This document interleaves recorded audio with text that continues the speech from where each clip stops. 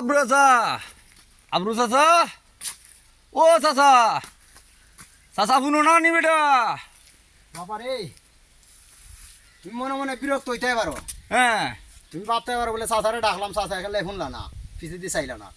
এটার কারণ হয়েছে ফেসবুক প্ল্যাটফর্মে আমরা যে কাম করি খালি বালা কথা শুনতাই নাই, খারাপ শুন ভাই। এর লাগি ফেসবুক প্ল্যাটফর্মে কাম করতে হইলে খালি সামন দিকে আগুয়ানি, কেউ ডাকলে পিছিয়ে চাওয়ার না, খালি আগুয়ানি সামনে দিই, পিছিয়ে দিয়ে চাওয়ার কোনো গতি নেই, দরকারও নেই পিছিয়ে যাওয়ার। যে চাই দেখা থাকুক ফেসবুক প্ল্যাটফর্মে কাম করতে হইলে গুড়ার মতে কাম করতে হইবার, পিছিয়ে দিয়ে চাকানি দিতে নাই।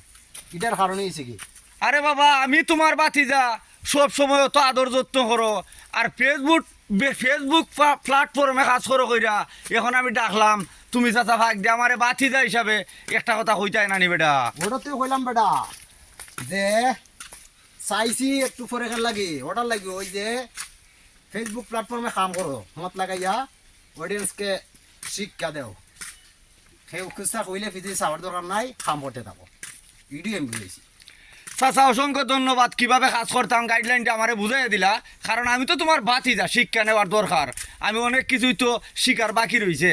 তো প্রিয় দর্শক দেখছেন আমার চাচার কথাবার্তা, কি কষ্টের ভিতর দিয়ে তাই পাহাড় থেকে একটা পাল্লা খেলিয়ে আইসুন। আমার চাচার জন্য দোয়া করবেন, আমার জন্য দোয়া করবেন। খুদা হাফেজ।